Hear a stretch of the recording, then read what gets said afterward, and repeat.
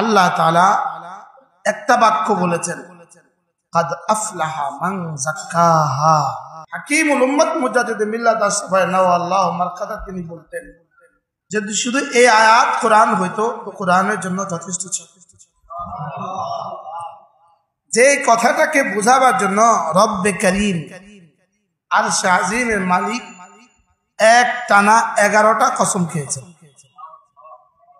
বাবা ছেলেকে কথা বলতে কসম খাওয়ার প্রয়োজন পড়ে না, বস তার কর্মচারীকে কথা বলতে কসম খেতে হয় না, স্বামী তার স্ত্রীকে কথা বলতে কসম খেতে হয়। কসম খাওয়ার দরকার হয় কখন? মানুষ যখন কোনো কিছু অস্বীকার করে তখন কসম খাওয়ার প্রয়োজন। আর আরশে মালিক কথা বলবে আর মানুষ অস্বীকার করবে, এটা আবার হয় কিভাবে? কোম্পানির মালিক কথা বলবে, কর্মচারী অস্বীকার করবে, এটা আবার হয় কিভাবে? বাবা কথা বলবে, ছেলে অস্বীকার করবে, এটা কিভাবে সম্ভব? লেকিন রব জানতেন এমন কিছু মানুষ হবে যারা আমার এই কথাটাকে অস্বীকার করে। এজন্য আল্লাহ তাআলা এই আয়াতে কারিমা বলার আগে এক টানা 7টা অথবা 9টা অথবা 11টা কসম খেয়েছে। যেই বস্তুর উপরে কসম খাওয়া হয় তাকে বলে মাকসাম আলাইহি। কসম মাকসাম আলাই, মাকসাম লাহ, কসম লাহ। কার জন্য কসম খেয়েছে? কোন বিষয়ের উপরে কসম খেয়েছে? আর কোন বস্তুকে বুঝাবার জন্য কসম খেয়েছে? বুঝাবার জন্য কসম খেয়েছে কোন বস্তু, এটার নাম হলো মাকসাম আলাই। এখানে মাকসাম আলাই হলো কাদ আফলাহা মান যাক্কাহা। কাদ শব্দটা যখন মাজির উপরে আসে তখন এটার অর্থ হয় অবশ্যই। এটার অর্থ হয় কি? অবশ্যই। আর আফলাহা এই শব্দ হলো মাজির শব্দ। আফলাহা মানে সফল হয়ে গেছে, আর কাদ আফলাহা মানে অবশ্যই সফল হয়েই গেছে। বলেন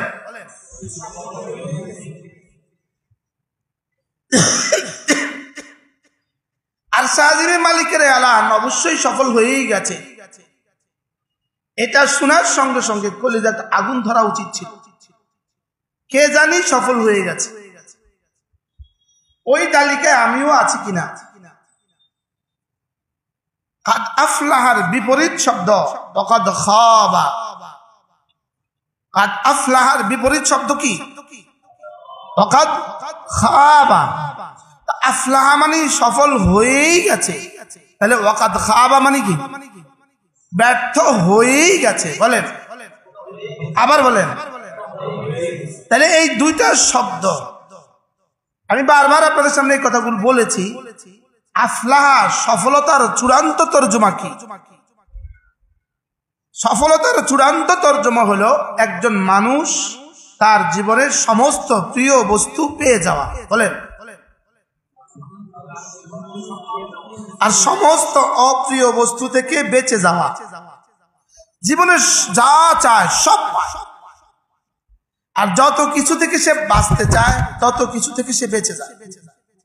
এটার নাম হলো ফালাহ। বলেন, যেই শব্দটা আমরা প্রতিদিন আমাদের কানে আল্লাহ তাআলা 20 বার ফেলে দিচ্ছে। 20 বার। কতবার?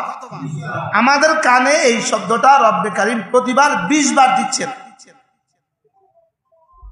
কতবার দিচ্ছেন বলেন? 20 বার। হাইয়া আলাল ফালাহ, হাইয়া আলাল ফালাহ। আমাকে 20 বার আমার কানে আমার কর্ণকুহরে ফেলে দিচ্ছেন যে আমি তোমাকে সফলতার দিকে ডাকছি। একজন মানুষ তার জীবনের সমস্ত ভালাই পেয়ে যাওয়া, আর একজন মানুষ তার জীবনে সমস্ত অপছন্দ থেকে বেঁচে যাওয়া, এটা শুধুই জান্নাতেই সম্ভব। শুধু কি বলেন?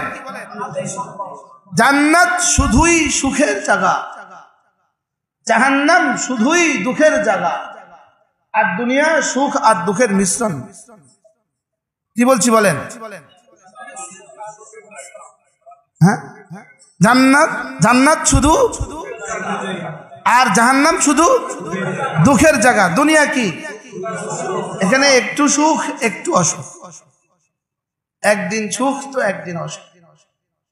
দুনিয়া সুখ আর অশান্তি, শান্তি আর অশান্তি, সুখ আর অসুখের মিশ্রণ। জাহান্নাম শুধু অশান্তি আর জান্নাত শুধুই শান্তি। কেউ যদি দুনিয়াতে শুধুই শান্তি চায়, এটা নবীদের পক্ষেও সম্ভব না। রাসূলের 4টা ছেলে মারা গেছে, কষ্টটা কেমন ছিল ভাই?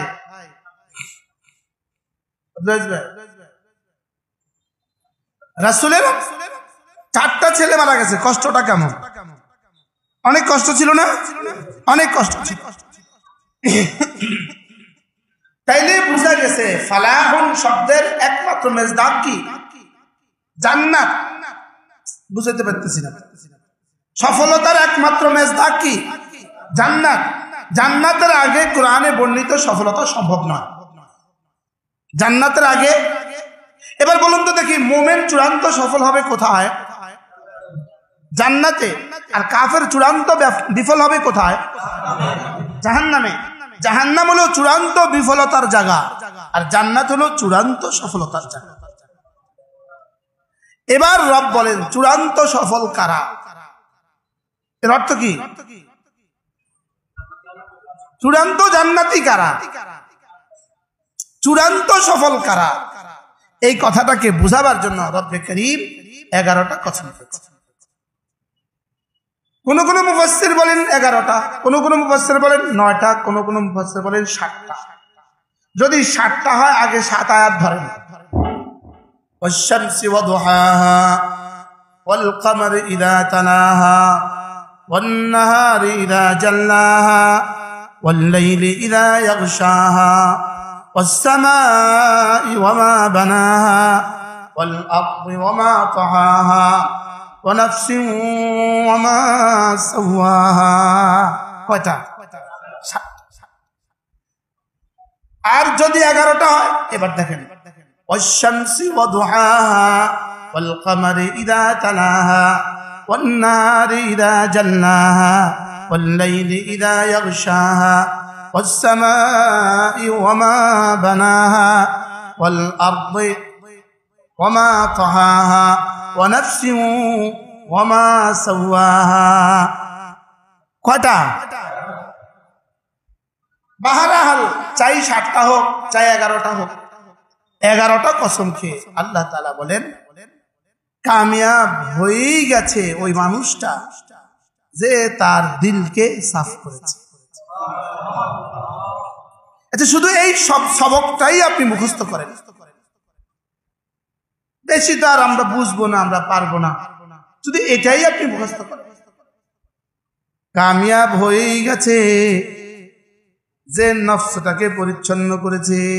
বলেন বলেন বলেন, মুখস্থ করেন। আমি সূর্যের কসম খেয়ে বলছি এবং তার কিরণের সহ, এটা হলো একটা। আর হলো সূর্যের কসম খেয়ে বলি এবং তার কিরণের কসম খেয়ে বলি। ওয়াশ-শামসি ওয়া দুহাহা, আমি সূর্যের কসম খেয়ে বলি। ওয়া দুহাহা, তার কিরণের কসম খেয়ে বলি।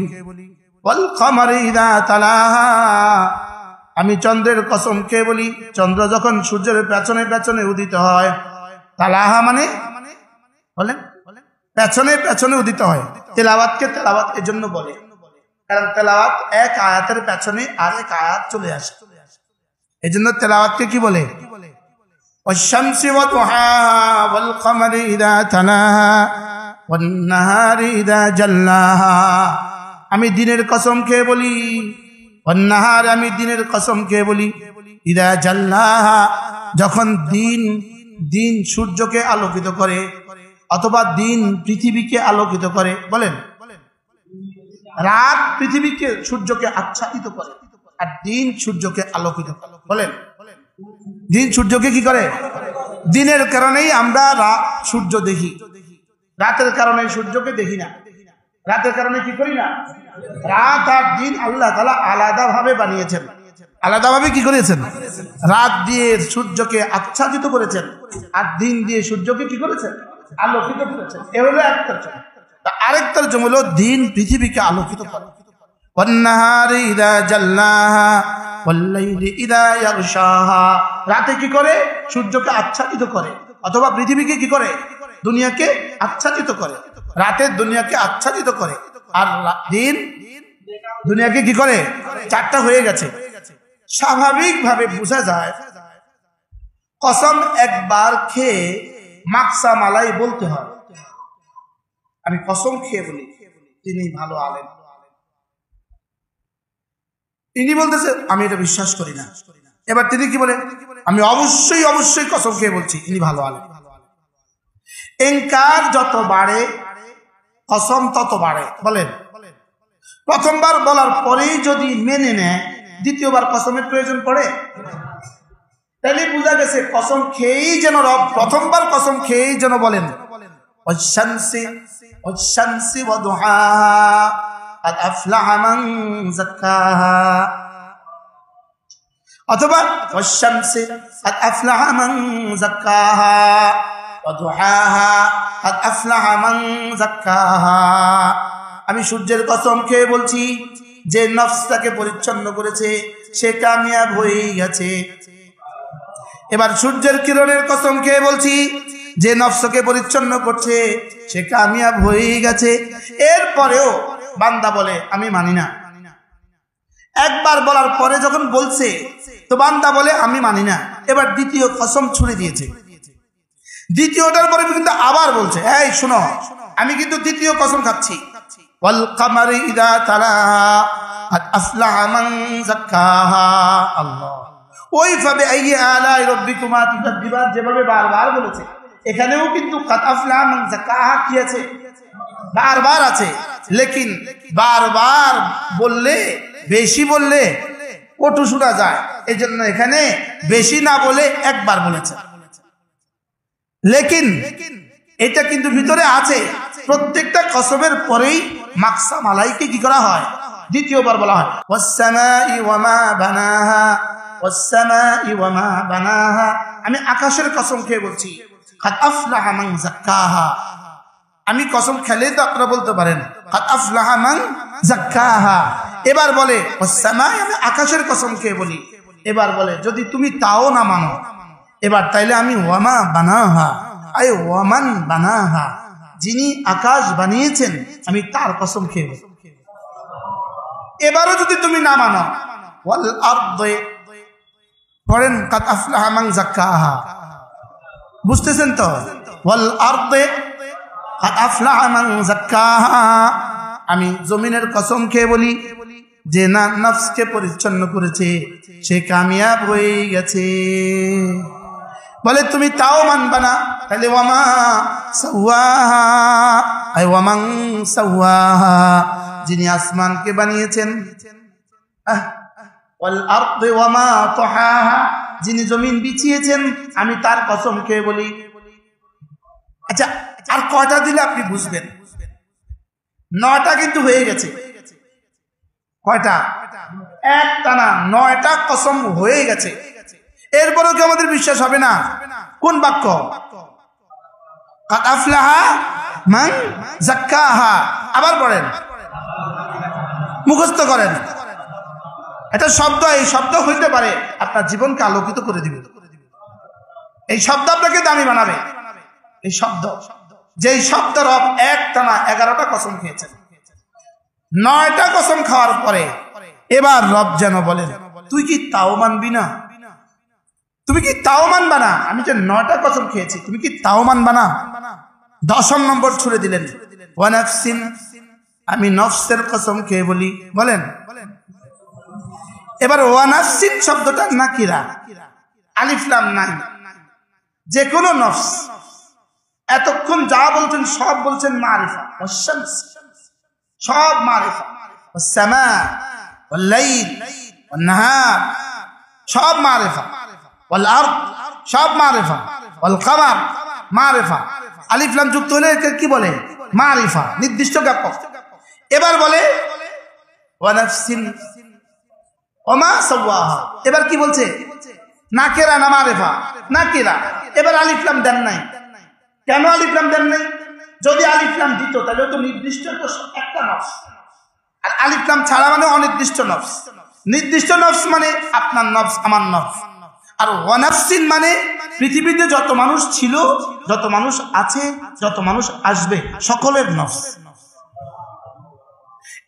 এর অর্থ কি? যেন এবার রব আমার নিজের কসম খেয়েছেন। এবার কার কার কসম খেয়েছেন? হ্যাঁ, না না, সবাই বলেন আমার, বলেন। এবার কার কার কসম খাইছে? কন, আপনি বলেন তো কার কসম খাইছে? আমার। আমার তারা ছিল নিজে কনা বলেন আমার। হুমায়ুন ভাই কন, কার কসম খাইছে বলেন? হোসেন ভাই বলেন কার কসম খাইছে? আপনাদের মধ্যে নফস আসেনি? এমনি যার নাই হ্যাঁ বলেন যে আমার নাই,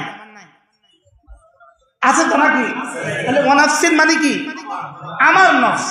ওয়া নাফসিন, আমার নফসের কসম খেয়ে বলছি। অর্থাৎ রব বলেন তোমার নফসের কসম খেয়ে বলছি, তোমার নফসের কসম খেয়ে বলছি। পৃথিবীতে যত মানুষ ছিল, যত মানুষ আছে, যত মানুষ আসবে, সকলের নফসের কসম খেয়ে বলছি। সুবহানাল্লাহ। ওয়া নাফসিন, আমি প্রতিটা নফসের কসম খেয়ে বলি। এবার বলে 10টা তো হয়ে গেল, 10টার পরেও যদি তুমি না মানো তাহলে 11 নম্বর কসম লও। ওমা সাওয়াহা, নফসকে যিনি সানওয়ার করেছেন, নফসকে যিনি বানিয়েছেন, নফসকে যিনি সাজিয়েছেন, নফসেরকে যিনি সাজিয়েছেন তার কসম খেয়ে বলি। এবার কে কার কসম খেয়েছে? আমার কসম খেয়ে এবার নিজের কসম খেয়েছে। মোট কটা হয়ে গেল? ওয়াশ-শামসি ওয়া দুহাহা ওয়াল কমারি ইযা তালাহা ওয়ান নাহারি ইযা জাল্লাহা ওয়াল লাইলি ইযা ইয়াগশাহা ওয়াস সামাই ওয়া মা বানাহা ওয়াল আরদি ওয়া মা তাহাহা ওয়া নাফসিন ওয়া মা সাওয়াহা। কটা হয়ে গেছে? কে কাকে বুঝাবার জন্য 11টা কসম খেয়েছেন? রব আমাকে বুঝাবার জন্য, একটা কথা বুঝাবার জন্য। আদ আফলাহা মান যাক্কাহা, গাড়িওয়ালা হয়ে গেছে কামিয়াব। না না, বাড়িওয়ালা কামিয়াব, ঢাকাতে অট্টালিকাওয়ালা কামিয়াব, সুইজারল্যান্ডে বাড়িওয়ালা কামিয়াব। রব্বুল আলামিন বলেন না না না না, তোমার নফসকে পরিচ্ছন্ন করনেওয়ালা, যার যার কাছে যে নফসটা দিয়েছি এটাকে যে সাফ করবে, এ হয়ে গেল কামিয়াব। শহরে থাকে কামিয়াব, গ্রামে থাকে কামিয়াব, চরে থাকে কামিয়াব, বাংলোতে থাকে কামিয়াব, কুড়ে ঘরে থাকে কামিয়াব।